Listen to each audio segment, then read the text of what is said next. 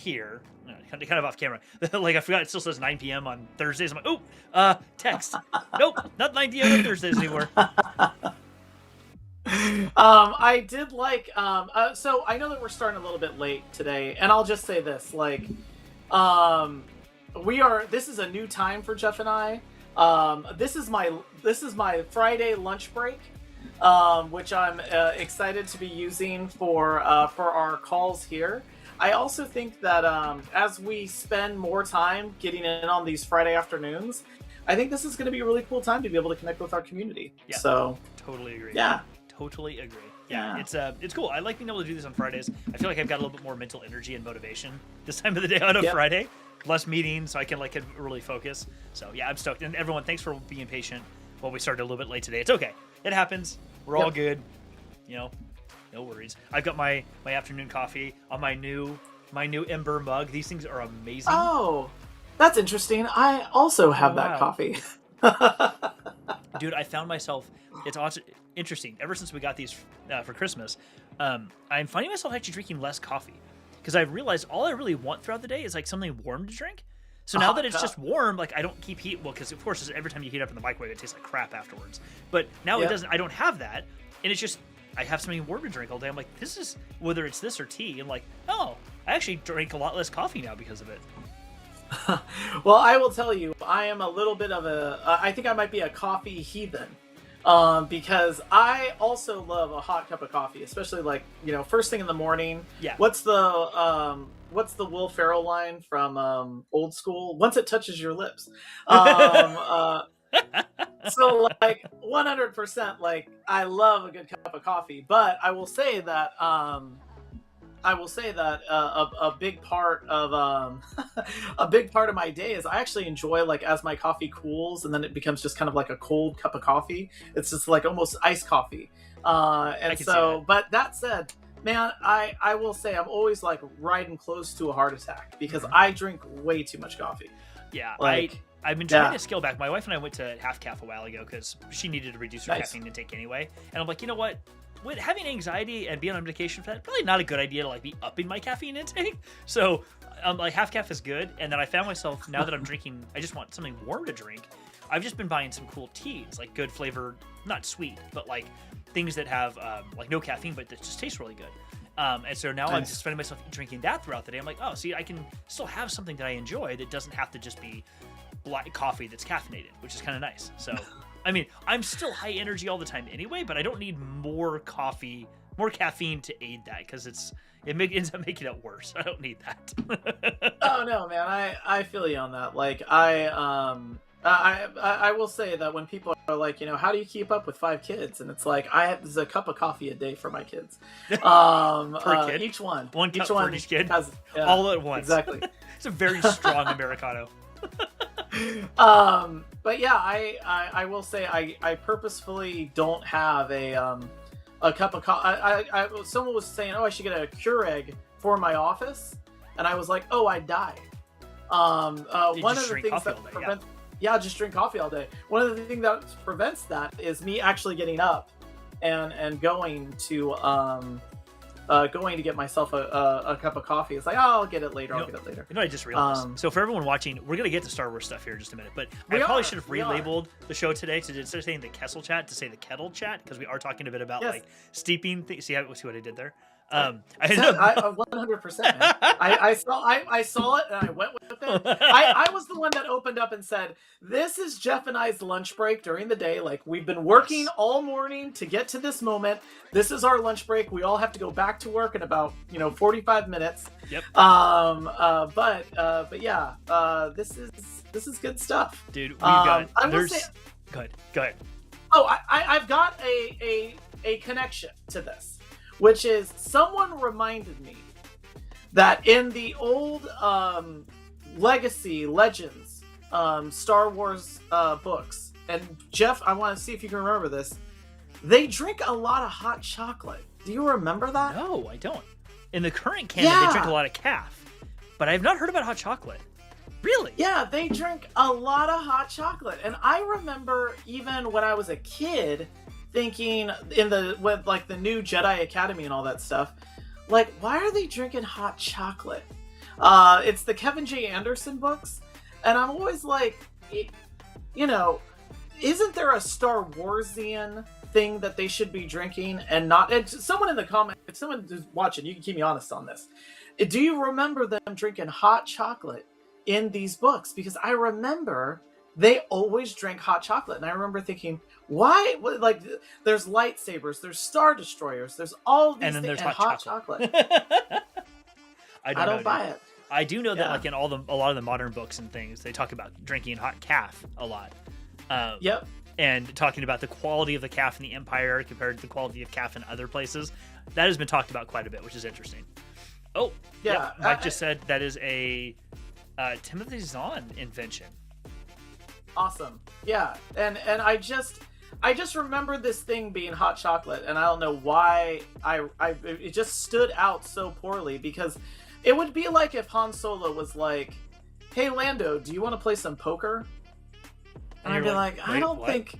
Yeah, exactly. Like poker is not a Star Wars thing. Like Sabacc, I can see everybody like in a movie sitting back when Han's asking that question. Everyone looking at him like, "Dude, no, we don't do fourth wall breaks here. What are you doing?" Exactly. Yeah. What are you talking about, man? Wrong. That's we have our version of that game. Yeah. Yeah. It is. We're not Deadpool. Calm yourself. Or like if Rose is like says to Finn, oh, you know, I've this place, Canto Bight, is like intergalactic Las Vegas. Like, that just wouldn't, or intergalactic Monte Carlo, you know? Exactly. Exactly. It wouldn't work. Hot chocolate. It would feel very strange. It would feel really, really strange. Awesome. Well, why don't we get into it? Because we had a lot to talk about. From The Mandalorian Season 3, the latest trailer that just came out, Bad Batch has been rolling along, and it's awesome. There's so much. And, you know, we only have like 40 minutes left in the show, so let's just get into it. Let's dive in. Go on. I realized, Jeff, there was a delay, because normally I say punch it. So yeah, you know, I was opening, you know what? I made the mistake. I gotta stop that. Let me close this. I made the mistake of opening up a browser at the same time, and not a good idea to do. My Mac Mini can only handle so much, and Ecamm does take quite a bit of resources. So I think this may be time I need to convince the wife to let me buy a Mac Studio. I'm just saying. Hey, I'm gonna support that purchase, and I will happily contribute. Awesome. But yeah, man, there's like so much for us to talk about. I saw that trailer, the Mandalorian Season 3 trailer. Mandalore, again, like, I'm already on record for the Andor series is now my favorite Star Wars property. Come at me. Mm-hmm. I can fight. I can fight. Welcome to my TED Talk. But the thing that I'm interested in too is just there's just so much good kind of like Star Wars buzz in the air. And of course, I had a huge thing that just happened to me today that Jeff just found out about. It is beautiful. I am this is just a side item, but I'm switching to a new role in at work, and as a pep talk to get a member of the team that I work with got a cameo with me and Snap Wexley, Greg Grunberg, and I still can't believe that. Snap Wexley contact a video of Snap Wexley telling me best of luck in the new role, talking to me about the Kessel chat, talking about how you need a good co-pilot in life. I am just over the moon right now. And yeah, like, what's crazy, and I don't know if I've told you this, Jeff. Jeff knows that I have a small collection of like Star Wars Lego ships. I have, like, you know, the Mandalorians, Razor Crest. I have all these little ships, but one of them that I have, because it's my favorite ship, is the A-Wing. And it is Snap Wexley's A-Wing from episode 9. And so yeah, it's I'm still like, I don't have the words for it. Ken Alger oh my gosh, you've just my heart is full. I seriously, it's like blowing my mind. Oh, and Jeff, you might be on mute. To unmute myself there. It's interesting. He sent me a message saying we were messaging back and forth about something else, and Ken actually said, "Hey, ask Ryan about Snap Wexley." I'm like, "Oh yeah, totally will. I will do." And then you and I were talking about the show, and I was like, "Okay, I'll ask him in a few minutes." And then you sent me that video. I'm like, "Oh my god!" Like the two things connected. That was beautiful, dude. I mean, one, okay, so I just a couple of quick notes too. One, I'm a one. I say Snap all the time, so this is great that Snap Wexley contacted me. Two, like again, it was just such a thoughtful thing to get a pep talk from Snap Wexley to have him talk about the Kessel Chat. I'm going to take that as an endorsement of the Kessel Chat. Sorry. Was it meant to be so, something else? Because that's how I took it. 100%. And so I'm gonna share a little bit of that on social media, so we'll make sure that that's connected into the Yes. social to the Kessel Chat social. But I also want to just say, like, it's great when you have people in your life that you got to have a group of friends that do stuff like this. People that can reach out, can support you with the things that you love and care about. I still like, and Ken knows because Ken also has like a side connection into the movie industry, so he has his contacts. Ken happens to know the actress that played the childlike empress from Neverending Story. Oh my gosh, yes, he's mentioned that before. Yep. And I already told him, you can't introduce me to this person because I will not. It's like if I met Atreyu or Bastion or anybody else from Neverending Story. I had such a crush on that character, that little girl, when I was a kid. Like the first time I saw it, like such a crush on her. No, I mean, I feel like I would be like, do you know who you are? And I even told Ken that. I said, Ken, I'd embarrass myself. I'd be like, do you know who you are? You're Moonchild. It is that movie. I will say I wanted to watch it with my kids, and then I just rewatched it over last weekend, Ken, Jeff, and that is, you can't watch that with anybody. No. It is a totally wildly depressing and yet suddenly uplifting movie right at the end. Oh my gosh, it is so yeah, it's hard. It was scary as a kid. It scared me as a kid. Yeah, the nothing. But yeah, like, so Ken knows of my deep roots in 1980s sci-fi, 1980s fantasy, and to be able to get that gift from Ken, yeah, I just don't know how I'm gonna be able to repay that guy. Like, seriously. I will say that when I met that dude, I was like, we're gonna hit it off. So Ken, it's a good day, dude. It's a good day. Yeah, makes for a good Friday. Yeah. Okay, so I want to switch gears real quick to the Mandalorian. Bad Batch came out. We had another episode of Bad Batch this week, which was fantastic. But we had the Mandalorian season 3 final trailer, comes out on March 1st, and there's a lot in this trailer. One of the things I wanted to ask you about is there's one particular scene. Actually, there's two scenes, but what I wanted to start with, and there's just so much to unpack with it. There is a scene where, I can't remember the character's name. She's the mechanic on the planet he lands. It's played by Amy. It's played by Amy Sedaris. Amy Sedaris. She's dressed like Ripley.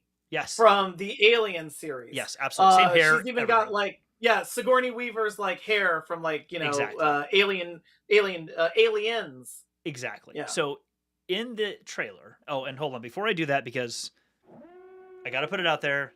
You should know, if you don't already, if you haven't seen the trailer for the latest trailer for season 3 of The Mandalorian, go watch it because there will be lots of spoilers. Okay. Yeah, but by the way, pause our show right now. Come back, and we will be still talking about it. It's like, what is it, 3 minutes? Like, go check it out. Watch. Watch the trailer. So in that scene, he's getting ready to take off to fly wherever he's going to fly. We don't know where that falls in the series, but she says, "Dude, I totally know where you're going." I love this. She goes, "May the Force be with you," and you hear the uplifting sort of like Jedi music, and then it cuts to the, and this is the way. And I love that. So I wanted to ask you, unpack that for us. Unpack that not actual interaction, but unpack that for us. Yeah, I loved that. So this builds from the best part to me of the Book of Boba Fett was how it was Mandalorian season 2.5. Mm-hmm. And we got that kind of juxtaposition of the Jedi and the Mandalorians Mm-hmm. as two, you know, what is it? Mandalorians. It's not a race; it's a creed. I thought a lot about that because Jedi is a creed. And regardless of where the Jedi or Jedi Bendu or like all, you know, all of the history of who the Jedi were, just like the Sith, and how you can maybe tie it to a specific culture or maybe a race of people, like the Mandalorians. The idea that that both are creeds, that are coexisting alongside of each other and having come into conflict in the past. I also like how they're somewhat diametrically opposed.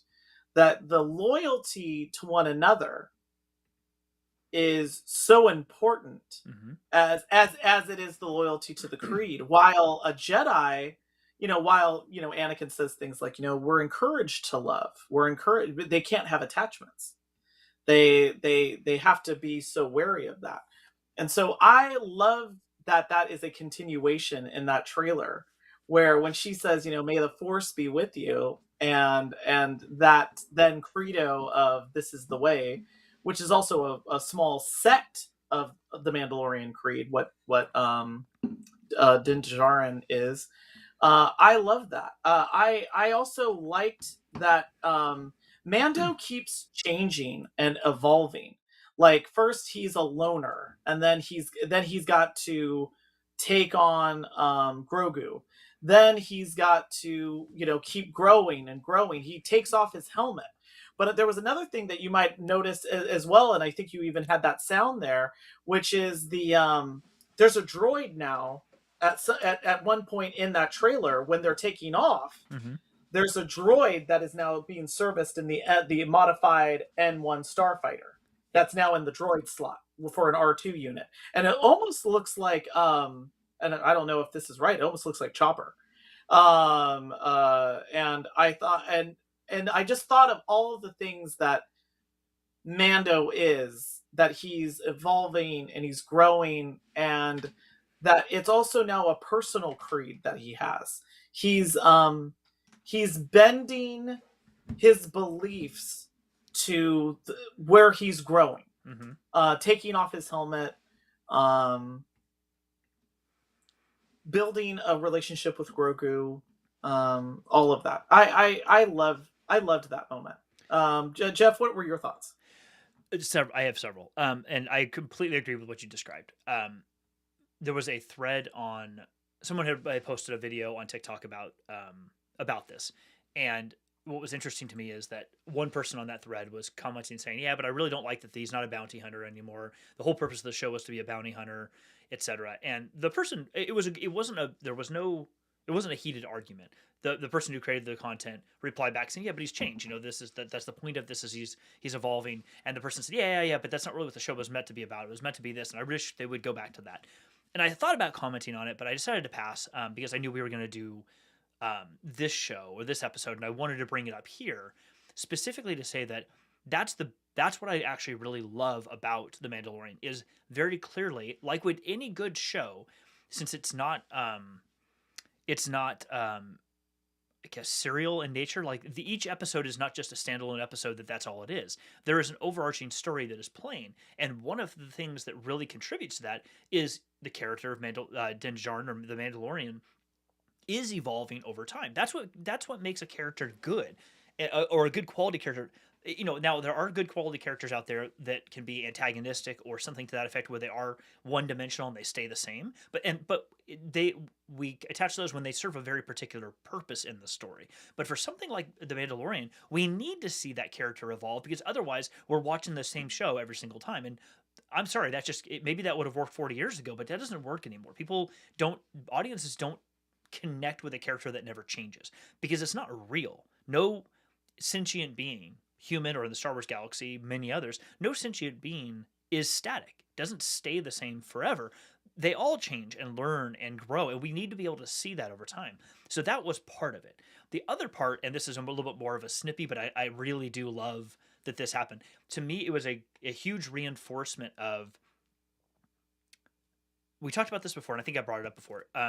To me, it's a big reinforcement of the almost ultimatum that Luke gave Grogu. Now, he didn't give him an ultimatum, but he gave him a choice that was an improbable choice for a child to have to take.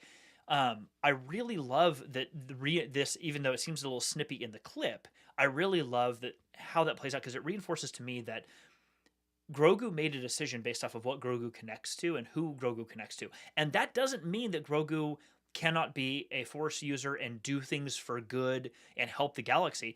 It means he didn't, Grogu as a character, they didn't pick to the Jedi dogma for a lot of different reasons. But it also is, it kind of solidifies for me that that was almost the beginning of the end for Luke and the Jedi. I love Luke, and I don't think it's a negative, but it very much showcases or foreshadows what's going to happen in The Last Jedi many, many years later in the storyline. Because if he's already on the path of like, well, I've got to follow what I know, I'm going to have to give this character a choice, and you got to choose the Jedi, and you have to forego everything else that you were doing. It's like, that's not a choice people can really make. It's why the Jedi brought kids in before they knew their family, because then it was easy. There was no choice to have to make. This is the only family you know. But when people have a family to choose from, they're not going to choose to give up all that by and large.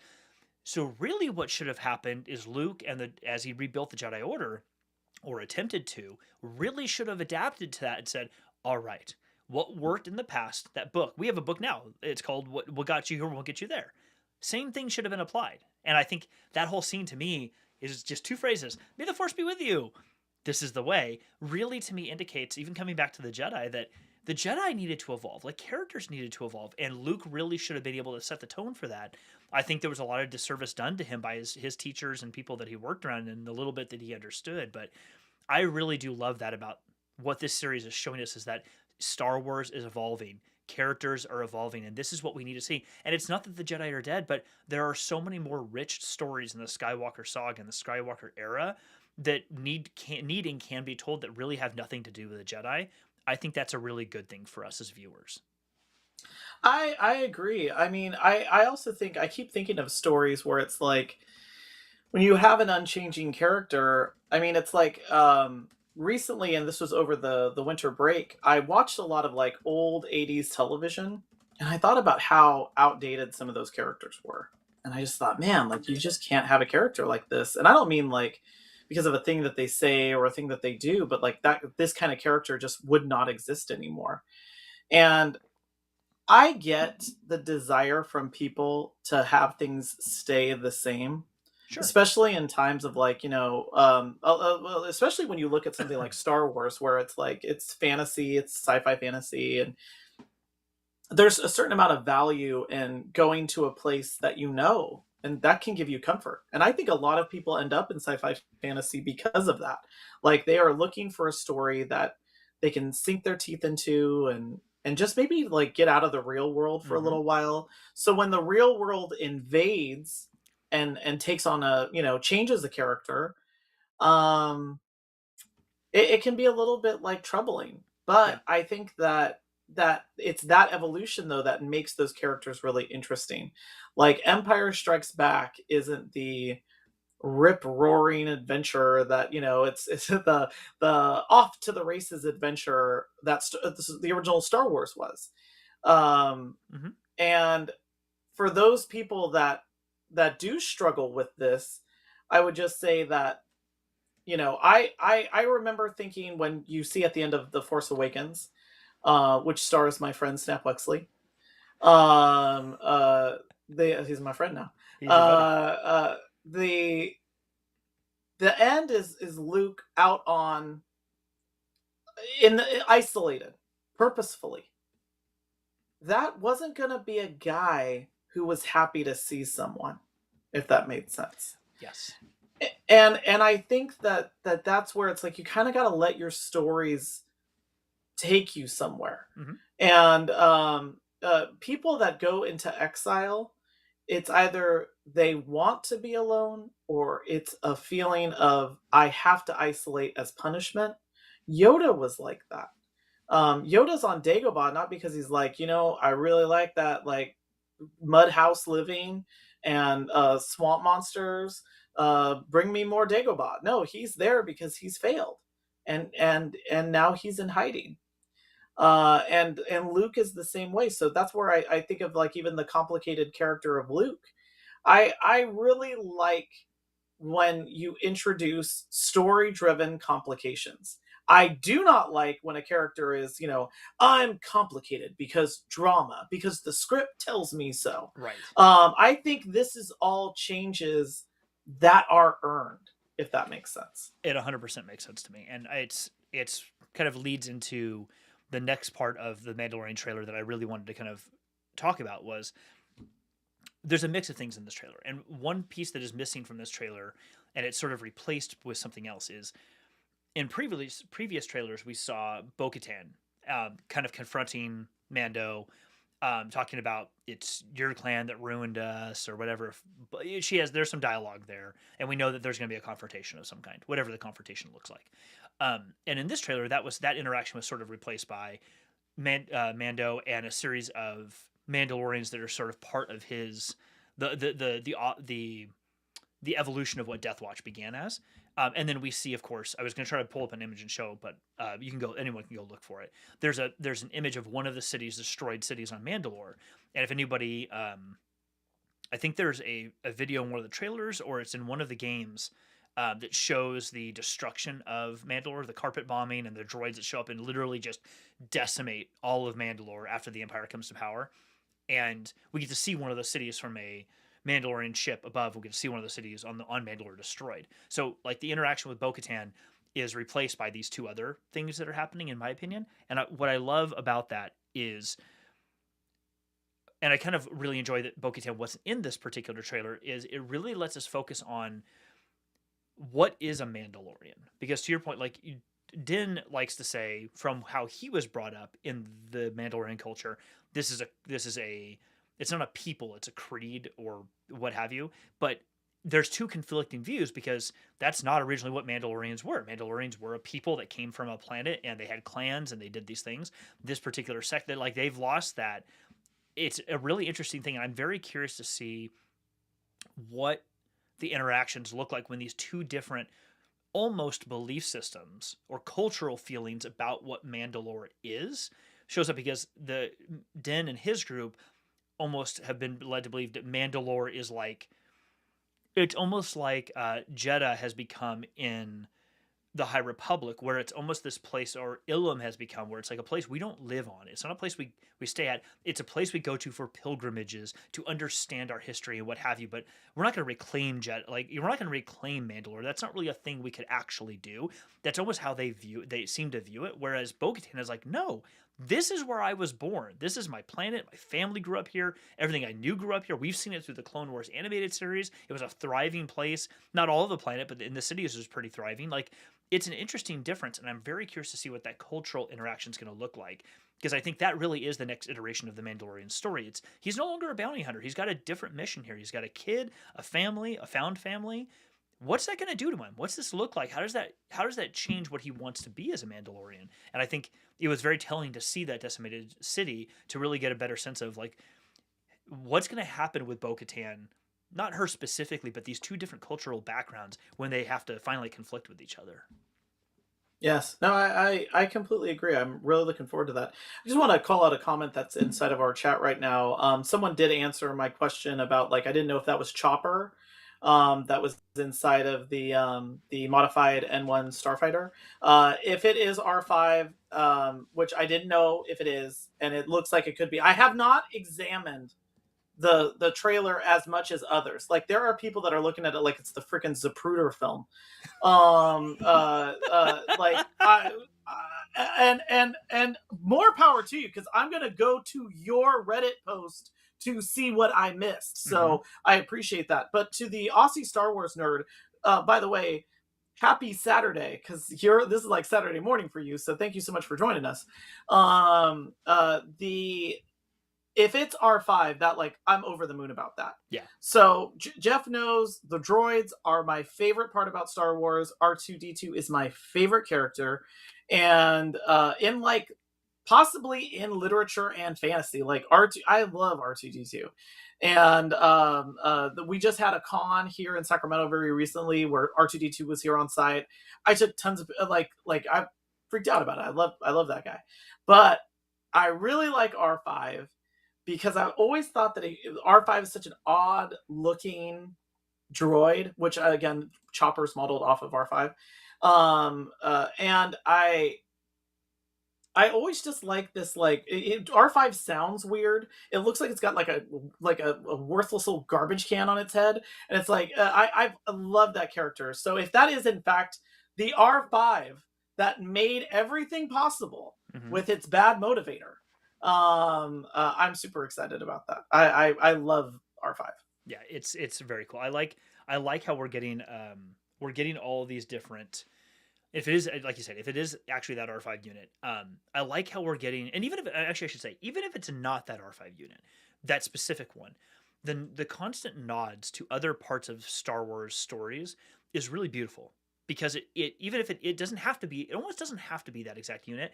It makes you feel a certain way about how this story connects with other stories that have been told, or other parts of this story that have been told. And to me, all of that just compounds the world building that is being done here to make you feel like you are seeing one other story in a massive world of other stories that are happening, and they all kind of line up with one another. We don't have to see crossovers. Like, I know people would love that, to seeing Luke in an episode of Book of Boba Fett was kind of fan service.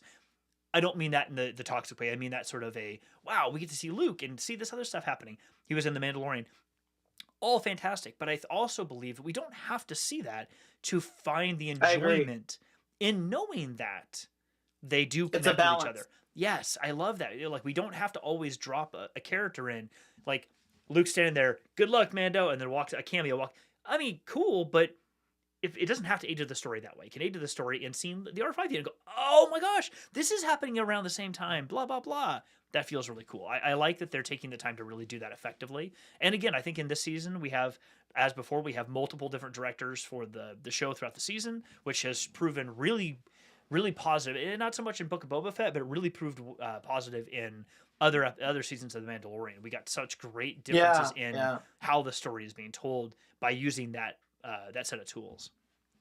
Yes, episode 6, season 1, The Prisoner, is still like one of my favorite episodes of television. Like, if you haven't watched that recently, like, go back and watch that. And but all the directors from that season were great. I'll just point out Bryce Dallas Howard did episode 5, I think it was, which is the one where they're in the forest. Yes. That's so good.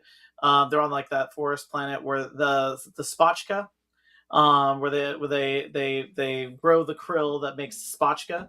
By the way, and it's little stuff like that that kind of helps. Like, that's where I think the balance lies, is that if they're like, having those elements are great. Having R5 pop up is nice, and I would say that that's fan service, but it's the kind of fan service I don't mind. Yeah, I think it starts to become an issue if someone's like, it doesn't help the plot along.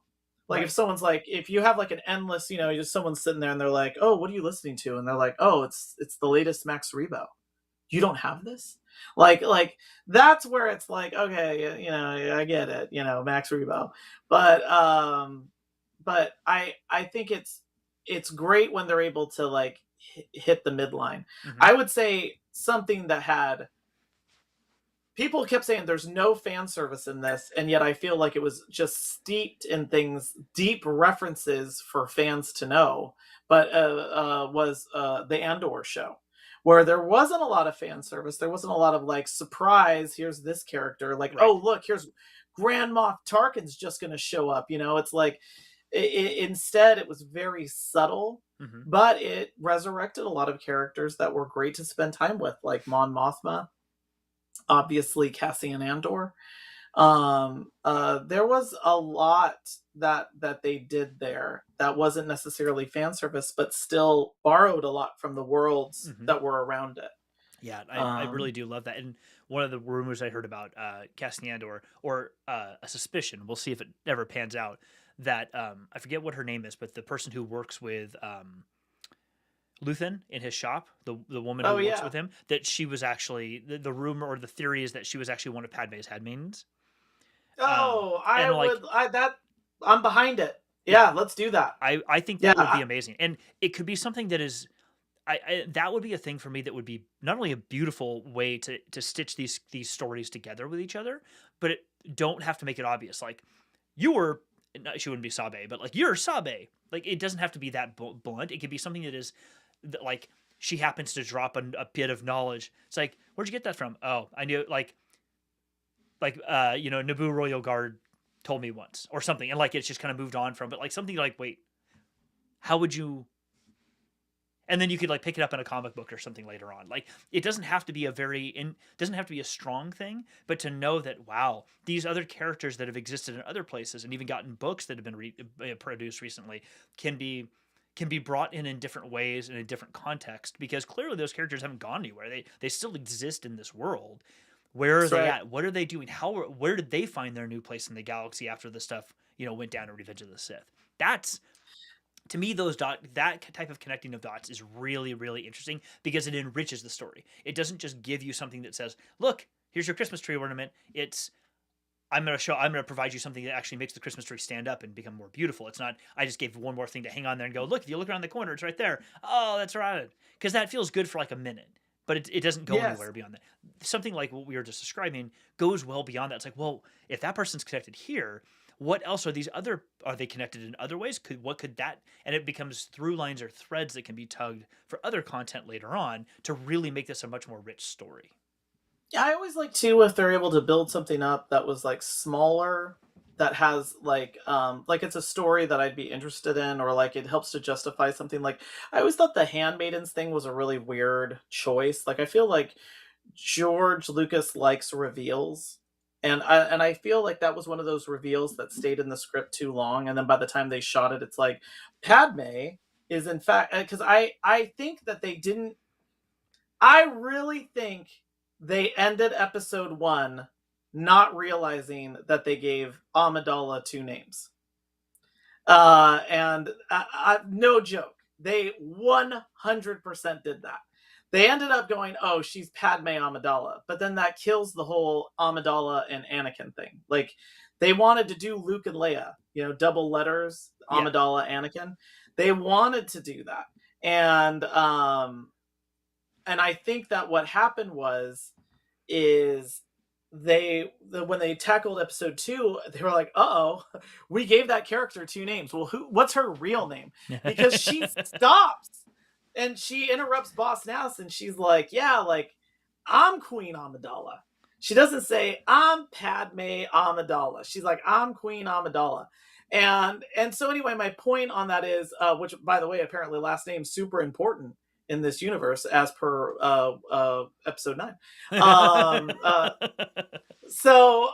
my point about that is I always thought that the handmaiden thing was really like they could do more with that. Like if those are Padme's bodyguards and Padme's died in episode 3, I don't know if those bodyguards would have been like so she just lost the will to live, huh? She Right. straight up just lost the will to live. Nothing else happened. Nothing else happened. We're having an Ophelia level funeral at this point. We are everyone in all of Naboo is ringing bells and but she just lost the will to live. Yep. That was Yeah. it. So I'd like that. I will say that actor who plays Luthen's assistant could be a great successor, and I'm all for recasting. I see these characters as Shakespearean. Put in other actors, it's fine. When they brought in Ewan McGregor to be Obi-Wan, people were like, "Oh no, I don't really like that." That's fine. That actor who plays that could have been a young Leia to me. I would have been fine with that. Yeah. But I'm also okay with like new stories. But yeah, I'd love for them to build there. I'd love for them. I don't need a ton of fan service, so that is a thing that I did like when I saw the Mandalorian season 3 trailer. Is I did not see a tremendous amount of fan service. It did exactly what a trailer should do. It teased me with shots of things that I want to go and see. It gave me enough of the story that I'm a fish on the hook right now, so they can just reel me in. Mm-hmm. I'm really excited about Yeah, where that season's going to go. me too. I'm super excited. Um, is there one thing you don't want to see in that season? I don't want to see Boba Fett. I do Right not. on. It's probably a I hot take, agree. but I do not want to see Boba Fett. I Cool. You agree. did a Boba Fett show. That's fantastic. Lots of people love Boba Fett as a character, and that's fine if they want to do more of his content. Fantastic. Everyone should have the thing that they love. That said, I don't want to see him in the Mandalorian. He's already admitted he's not a Mandalorian. He's like in the Mandalorian season where he showed up. Someone said, "You're not a Mandalorian," and I think it was Bo-Katan, and he's like, "I never claimed to be." I don't want to see him in this. I really, really don't, because this needs to be one character story, and when you bring in Boba Fett, it complicates everything because it just complicates things in a way that I don't think is useful for this. Probably a hot take on my Yeah. part, but how about you? I would I know I think that is a hot take. I would agree with it. I the Boba Fett ship to me has set sail. Mm-hmm. I'd be I'm really interested in I'm really worried about setting up Bo-Katan and Mando to have some type of big fight in their throne room. I've seen enough throne room fights. Yes. Um, Specifically Mandalorian throne room fights. Yeah, I guess my issue at this point is now, Jeff, is just I would love some other threat than I want the throne, and then Mando is another one of these people that's like, great leaders have leadership thrust upon them. Like I get that storyline. I've seen that enough. I am hopeful that there is something else that we can see here. I'd almost be more in favor of Mando, that the armorer is his enemy. I'd be more interested in that. I Um 100% on board with that, because especially the way that she made the comment that said Mandalorian no more, or whatever she said when that happened, and we've seen her in the trailer. She has shown up in the trailer, at least one of the trailers. I would prefer that, because there almost feels like what feels like it could be built out to is a confrontation between what she indicates as like holding on to this sort of dogmatic view of, if you didn't follow the rules, you're no longer the thing. Whereas we know in a lot of belief systems and faith systems, and not that the Mandalorian, the creed they're going through is a faith, but that it's more contextual than that. It's more nuanced than that, and that they can still be who they are and still hold to that without following strict dogma to that, like the only path to it is this one linear path, and that's it. If you break that path, you can't possibly be it. And I'm with you. I kind of hope that there's something more like that, where no, just like with the Jedi who should have evolved and didn't, and it's still, as Luke said, the Jedi need to be gone, need to go away. I think it's the same here. I think if we can see Mando and others realize, no, we need to evolve beyond what we were before to continue. And somebody like her, I could see Bo-Katan being there around that, but the armor I could see almost being like, if not the threat, being sort of the trying to be the rock that's trying to hold the river back. Like, no, I'm going to stand here and hold this position, and everyone else is like, well, we're going to get in the boat in the river and just float past you. So, good luck. Something like that would be really interesting to watch. More interesting to yeah me than him and Bo-Katan battling it out for the yeah dark side. yeah, exactly. Like, if it comes down to that, I'm actually going to be really disappointed. Like, that's like too simple of a story. Like, I want this to be something more. I also think that Mando's bigger than that now, if that makes sense. I totally agree. And again, like, I don't need some type of Mando sitting in a big chair with people lifting up guns around him. You know what I mean? Like, Yes. that's the thing that I'm like, I don't want to see that. I'm more interested in, like, I'd love to see some complexity. Like, we've already had Mando and Grogu have to choose for and against each other. I also am kind of beyond that point as well. I also don't need Grogu to be kidnapped. Right. I would be more interested in if there's a conflict between the two of them. Yeah, which would be hard because Grogu doesn't talk.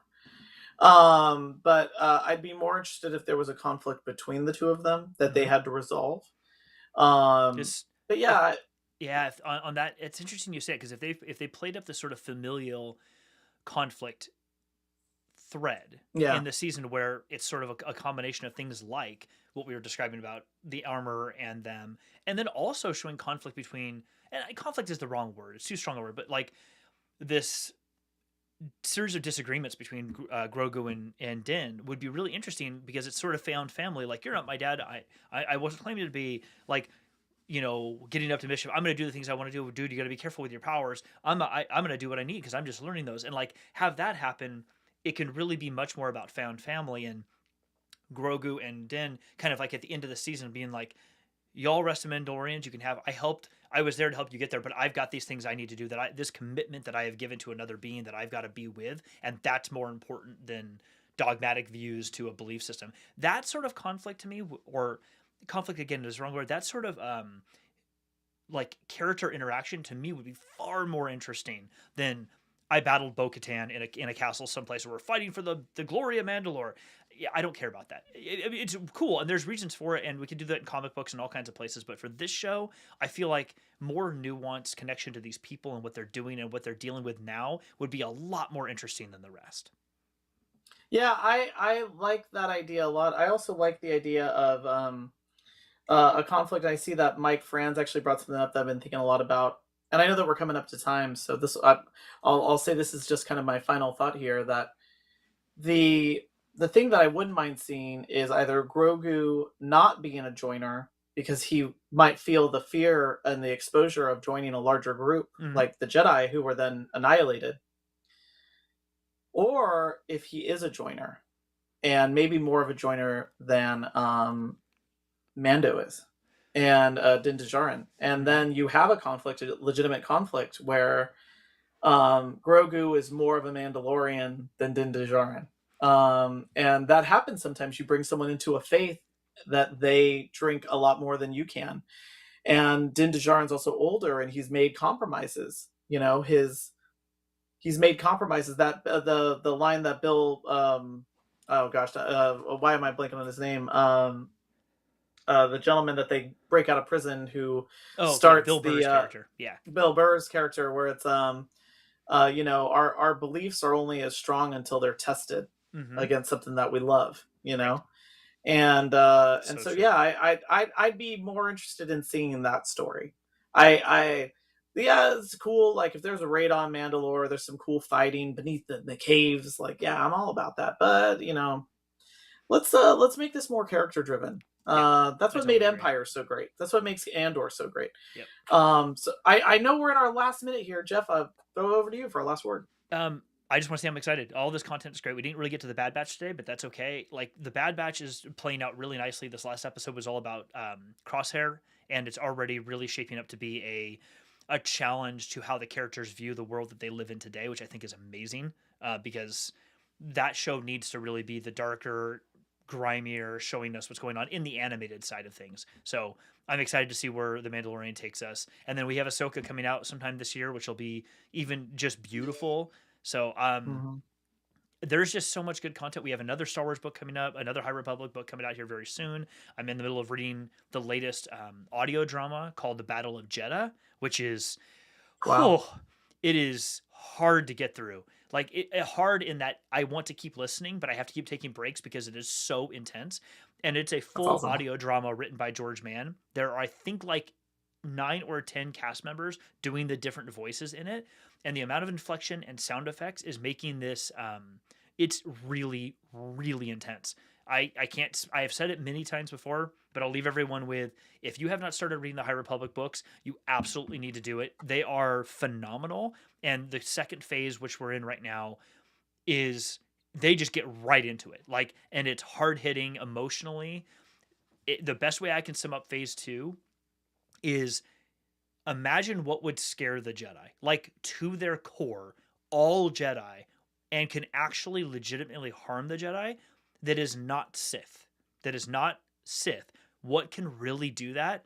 that's what the season's all about, and this phase is all about, and I mean that in the most intense sort of way, like emotionally, physically. It's scary. It is very scary, and I'm all for it. I like that.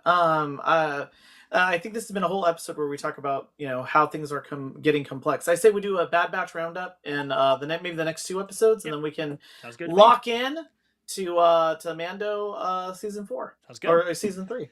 Awesome, everyone. Well, thanks for being here today. We really appreciate it. Like, subscribe, do all the things, and we'll catch you back here next Friday at 2 p.m. Pacific. Right on. Thanks, everybody. Take care. Bye-bye. Hold on. Where's my outro?